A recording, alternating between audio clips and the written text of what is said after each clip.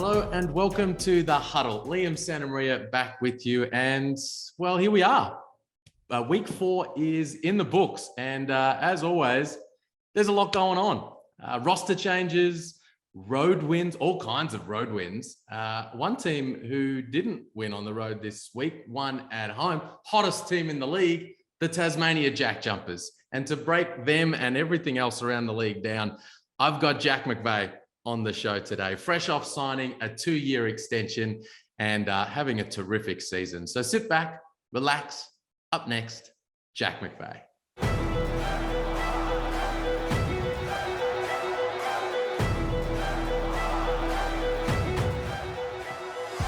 Jack, what's happening, man? Thanks for joining the Huddle. It's a pleasure to be here. It's an honor. Love it. I love the setup too. I love you've got a little kind of green happening, your friend behind you. It's a beautiful thing. Yeah, I call my friend Cheese. That's the name. I like to surround myself with some stuff that inspires me, some art, some trees, some books. You got to surround yourself with things that when you wake up in the morning, you want to get to work. I love it. Well, we're going to talk a lot about what life is like for you in Tasmania, waking up every morning and getting to work. Firstly, congrats on the extension, mate. Put pen to paper during the week. How does it feel to get that done? Yeah, it's just grateful for the whole experience. To feel wanted, one is always special. Like when you can organize this and two parties can come together and say, this is what we want, we agree on it, is a really good feeling. And I'm just so happy to be able to call Tassie home and this team and this club. And I couldn't ask for anything more. Why? What is it about everything there that makes you happy to be calling Tassie and that club your home right now? Yeah, it's for me, being a pro has been so much learning and growing, and like I felt like I really turned into a man in Adelaide, where I came in as this a young boy and learnt and made mistakes and did all that, and then I got to come here and be who I am, who I wanted to become, and then I've just been surrounded by so many good people. I mean, Scott Roth can pick character, and he's put in place a bunch of guys that I want to call teammates for a long time. And then the laid back life of Tasmania is exactly what I want. I drive 2 minutes to practice. I've been going for beach swims for the last month with Farb and my little brother Lloyd. 10 degrees. It's cold, but it's beautiful. And, I can see mountains out my window, and I wouldn't rather be anywhere else. It's beautiful down here. Wow, that's interesting, because I remember when you first came into the league, went to Adelaide. I was with you guys over when you first went over to the NBL, NBA games in Utah, and you were all kinds of energy, right? We talk about you as the energy guy, and kind of almost like hyperactive on the day-to-day. And now you're talking about the laid-back life being exactly what you want. I mean, they feel like worlds apart. Don't get me wrong. I'm still that high energy, hyperactive when I'm at work, when I'm in that go time. Like I know that's something that I can control, that can help a team win. I know I can bring energy every day, give my best to every single position, pick people up when they're tired. And so that's something I pride myself on. But then when it's downtime, for me, it's downtime.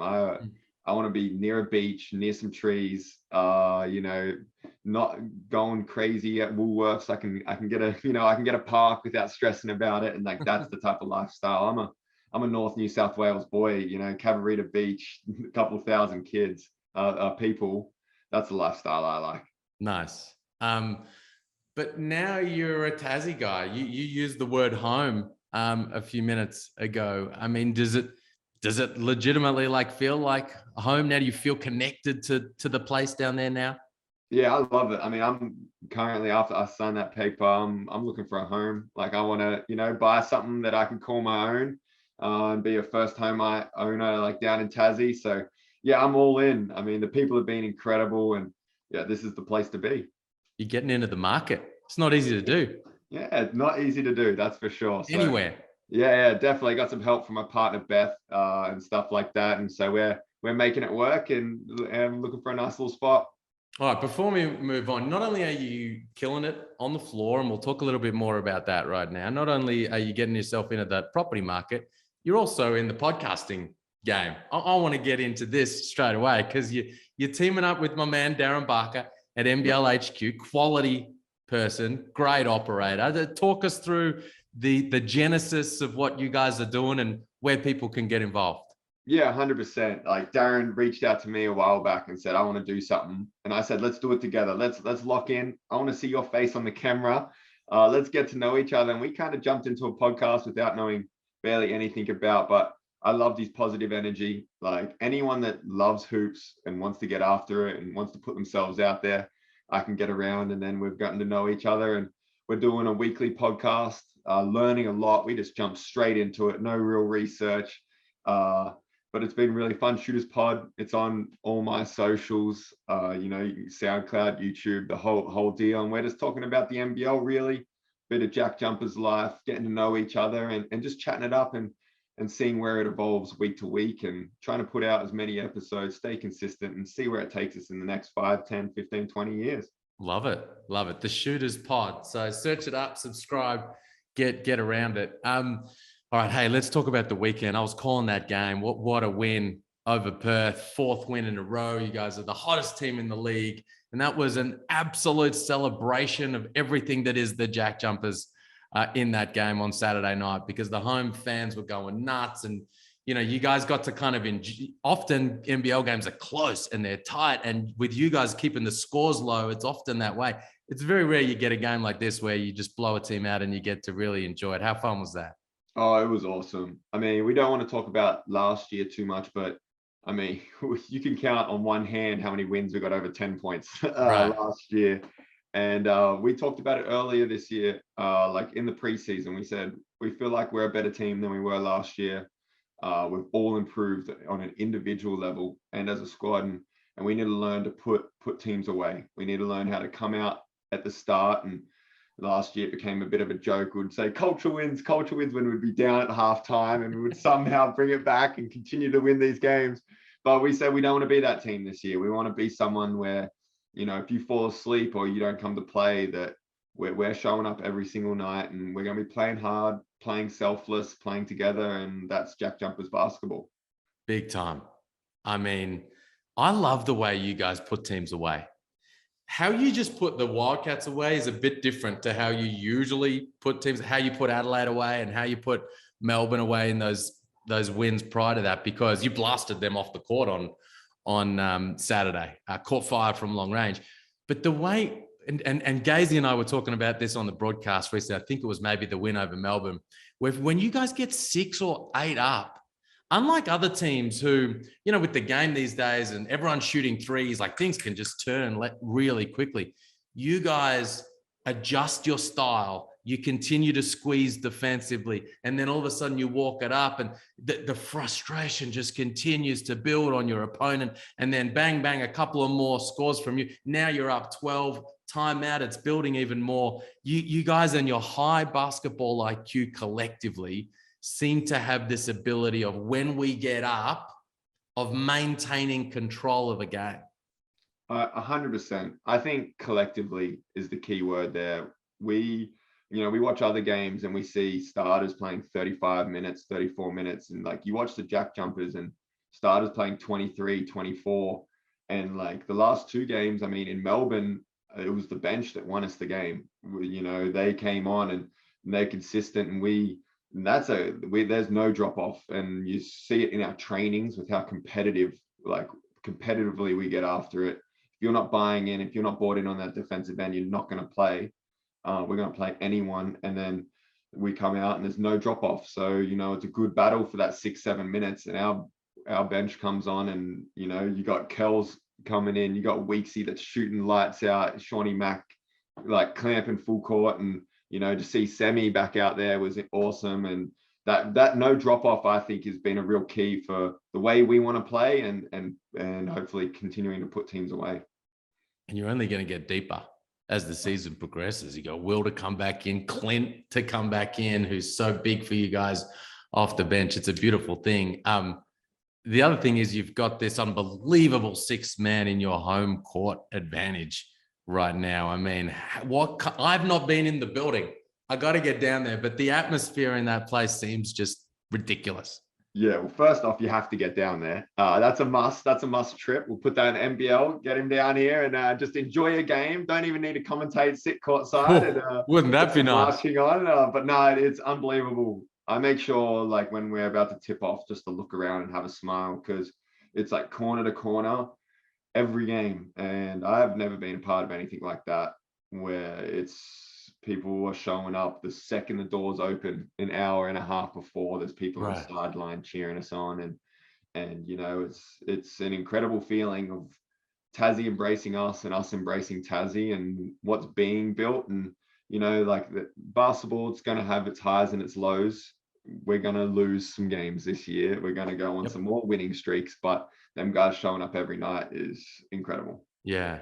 Hey, you're talking about before, like the collective. We do it collectively. The bench gets it done, and the minutes distribution. What Scott and you guys have been able to build in that regard over a really short amount of time. Obviously, I mean, let's remember this is his second year as a franchise on the floor, is remarkable because in pro sports, the ability for a whole team to be bought into only like the team goals is really rare.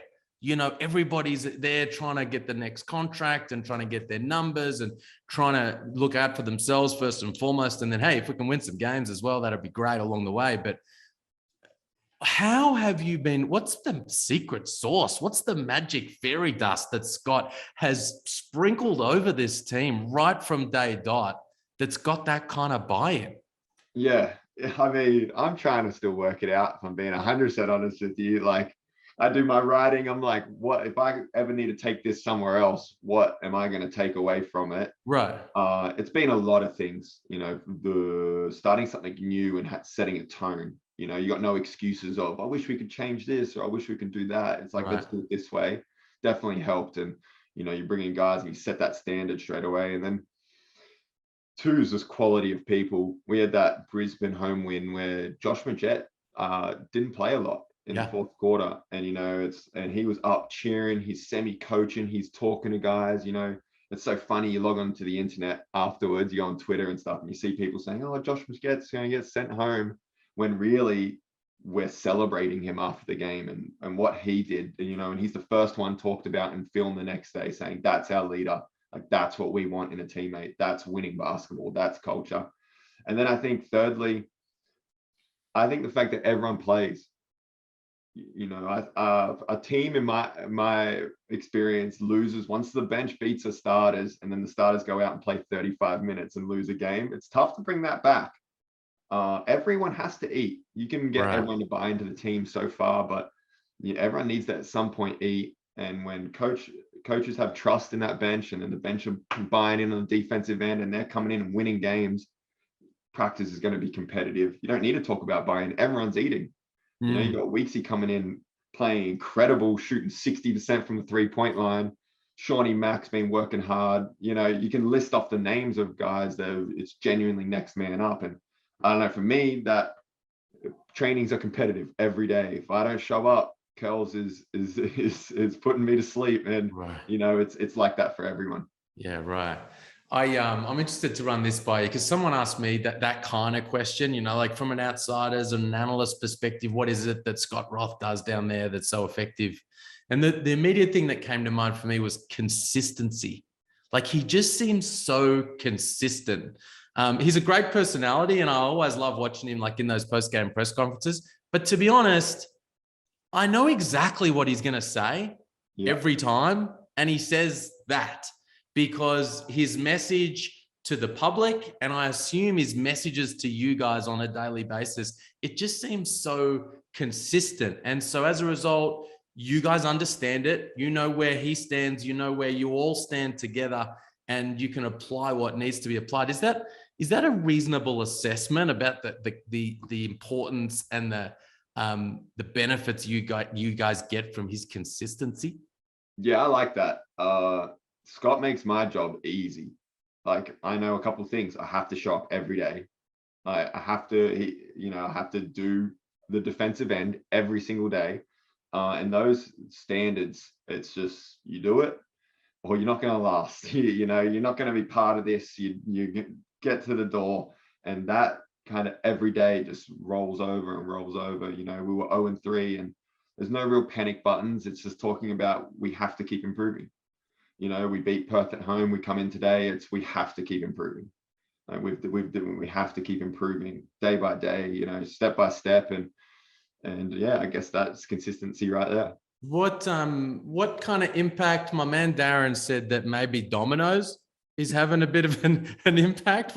What's the play there? Yeah, well, we are 4-0 since we started playing dominoes as a team on the road and stuff like that. Josh Jet was on the app, started challenging everyone, went out and bought a set. And so nothing like some, you know, team games, some competitive spirit on the road, bringing everyone together. So Josh is the best, but I'd like to think of myself as second right now, but it's good. All right. So it started like playing on your phone, and now you've got the actual dominoes. Yeah, feels good having them in your hand. We're learning how to hold them differently so people couldn't see them. And yeah, all that good stuff. Okay, nice. You're talking about improvement, man. Like your improvement has been a beautiful thing. I suppose, you know, you obviously had a breakout season last year, and then I doubled down and was like in the preseason, I was like, watch for it. He's going to go to another level this year. For me, like I take it back to when Scott recruited you. He talks about how he brought you. He said, listen, you're going to come in and you're going to play the 4. You were like #big guard prior to that, right? And he's like, no, forget that. You're going to come in and play the 4. Feels a little bit like what 40 did with Keanu Pinder. He said, you're coming over and you're playing the 5, and you need to learn that position and be awesome at it. He said to you, I want you to be my Jesse Wagstaff and be here for a long time and win championships as my 4-man. What was that process like for you? Because a big part of that, if you're playing the 4 game in, game out, you're guarding some big, strong guys. You're going to be in pick and roll coverages time and time again over the course of the game, and you've got to become excellent at all that stuff. Yeah, it was definitely, it started in Adelaide a little bit when Isaac Humphries went down. We were in the hub and we just needed someone to play the 4, and I hadn't done it at all. And I jumped in, and all of a sudden I was shooting that little post fade away, and I was like, this shot has saved my career. And me and Kevin Brooks were working on it as a joke for 2 years. So that definitely, and then he approached me, and I really enjoyed playing the 4. I've always considered myself trying hard. I always tried hard, especially on the defensive end, but I just wasn't that good. And then I kind of gave up on the foot speed. I was like, I'm never going to be very good at guarding Bryce Cotton as a guard and switching on to these guys. But it's like the second I switch to the 4, I'm like, I can hard show, I can switch averagely, like, you know, I can work to the front, and there's still a lot of things I need to work on, you know, constantly trying to become a better athlete, getting stronger and smarter. But it just felt more natural. And then offensively, the game has become very easy for me in the 4 spot. I know for the first time now what I do as a basketball player. When I go into a game, I know exactly how I affect winning and what I'm going to do to affect winning. And it allows me to play free and confident. Mate, the Josh Majet, Jack McVeigh pick and pop with this on the single side with no help from coming from the corner is, I mean, how do you stop it? It's been good fun learning the art of like the pick and pop and the pick and roll, and watching a lot of incredible players in the past.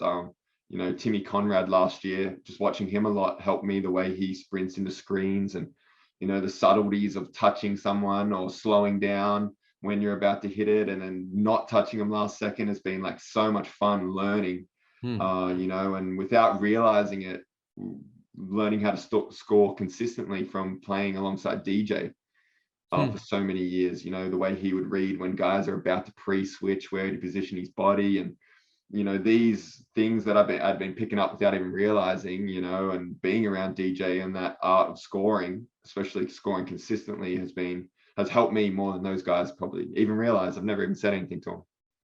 So you came in last season, started to learn all of that. The start of the season was a little slow in that regard, and then it all started clicking. Then you guys go on that unbelievable run. It's all coming up Tasmania. You're in the grand final series. And then you get really sick. And you're in a hotel room watching game 3, I guess probably sweating up a storm. Like, What a way to finish the year. Oh, it was what first game I've ever missed of basketball. Really? Yeah, so besides a couple preseason games, but I don't count those. First game of basketball that I'd ever missed. And it was me and Fab. Thank goodness we were both sick, because that would have been worse. We were sitting there sweating, throwing up, the whole deal, and it was tough just not being there with the boys when they lost. It was a weird feeling, not having that post game talk or being able to stand there with our arms around each other. Was a tough, but yeah, let's hope that doesn't happen again. Yeah, I'm sorry to take you back there, man. I was just thinking about it. I was like, I haven't spoken to Jack since he had to sit out of that game. And Yeah, like, people forget how well you guys actually, without you and Fab on the floor, actually played in that game. Jock Perry's out there knocking down threes. Majet's just like stat sheet stuffing right across the box score, and you're leading the game. yeah. And JA was hitting kind of crazy shots again. Like, were you and Fab losing? You were losing fluids, but Yes. were you're losing your biscuits there as well? Yeah, we were losing our mind when Jock shot. I think that one and missed it, and someone was like, "Hey, that's a bad shot." One of the commentators, I can't remember, he came down the next time, let it fly for the swish. We were like, "Taste that one, let's go." So we were getting around it. It was good. We want to try and build something where like next man's up. Hopefully, like I'm replaceable next year. If someone could come in. 2-year contract, baby. Yeah, they're stuck with me. They're stuck with me. But whether I go down or who knows, I get Right. sick. Next person's up, and the ship doesn't stop moving. Well, the next two people up this season have been Milton Doyle and Rashad Kelly coming into the mix. Doyle with the alley-oop from the sideline out of bounds the other day, and he's so smooth. But the guy I really want to chat to you about is Rashad, because you match up with him at practice, and he's having such. I mean, he's potentially, if you were to hand out all league right now, he would be in that conversation. And yet he's coming off the bench. Only guy in the league who's leading his team in scoring while coming off the bench. I mean, how have you loved what he's brought to the table and his kind of buy-in to the culture down there? Yeah, I mean, any import that's willing to come off the bench and not bat an eye at it is pretty unbelievable in itself. And then what he brings for us is incredible. I mean, his ability to get on the rim, like, yeah, we know the basketball stuff, but to fit in with culture, I think sometimes people forget how different Australian and American culture is. Right. And it can be hard for imports to come over and fit into the Australian way. And they've slid in perfectly. His family, his son's here at the moment. Yesterday he was running around the courts being a dad and just having a great time. And that's what culture is. Culture's having Kells come in with his son and feeling comfortable to bring him in and having a great day, stretching, mucking around, watching his son dribble the ball for the first time yesterday. He's at that age. And so we just got great people, both of them. And I couldn't speak highly enough about them. I couldn't say enough good things. Scott said he thought maybe Rashad was trying to give his son a little something special on that reverse dunk that didn't quite eventuate. I think so, 100%. But he was having fun. He was out there dancing on the court, showing his swagger, high-fiving crowds on the away games. And I tell you what, we get after it in practice. Me and him, we be competing. We make sure we're letting each other know who we think's nicer, and so it's good fun every single day. You giving him those post-up fadeaways? Oh yeah, for sure. He hit one in my face the other day while saying McVeigh. So he said, "I'm gonna do the McVeigh." Oh, it was sick. I was sick. It was good fun. All right, man. Hey, to finish up, I know you like to talk about the group, you like to talk about the team, but I just want to finish up talking about like what's sort of next for you. Like, you found this great home, you're really comfortable, and at the same time looking to keep improving. You've played for the Boomers over the last 12 months, which I know was a massive goal for you. What's kind of the next things that you want to get done you want to get in the property market in your personal life? And what is the one thing a couple of things you want to get done next in your professional life? Oh, I mean, there's a lot. Like I consider myself a dreamer. Like, so I feel like I'm at 20% of what I'm capable of. I tell people I've really gotten into the way like I look after my body and what I'm eating and the way I'm sleeping and the way I'm moving. And I tell people I'm going to be playing my best basketball when I'm 33 years old. I'm not going to slow down a step, and I'm going to be doing the exact same thing. So I really feel like I'm nowhere near what I'm capable of, and that excites me. You know, whether it's a summer league and you look what Whitey did, or it's winning 5 championships with the JackJumpers. It's crazy things have been done before, and crazy things can be done again. So I love playing for the JackJumpers, and I want this to go for as long as I can. I mean, the thought of a one-man club. No, I know I've been 2, but keep pushing it out is something that I've always dreamed of. The WAG staffs, as we talk about, and those dudes that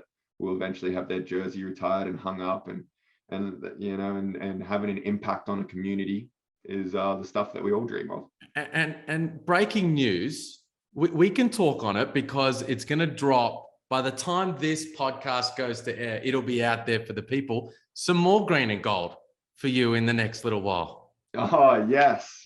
So no, it's just congrats, man. Oh, thank you very much. Yeah, it's really cool. It's just speechless. I'm just honored to be. It was a fun last time playing with the boys and getting to put it on again and having some fun. You can't ask for much more. That's awesome, man. Hey, it's all coming up, Jack McVeigh, and I'm glad that you could jump on the Huddle and have a chat about it. The Shooters Pod, Apple Podcasts, Spotify, all the places where you listen to your podcasts. Get involved with that with Jack and my man Darren Barker, and march on the JackJumpers. We're all enjoying watching you guys do great things, my man. Oh, appreciate it. It's thanks for having me. It was a good chat. It was a great time. Cheers.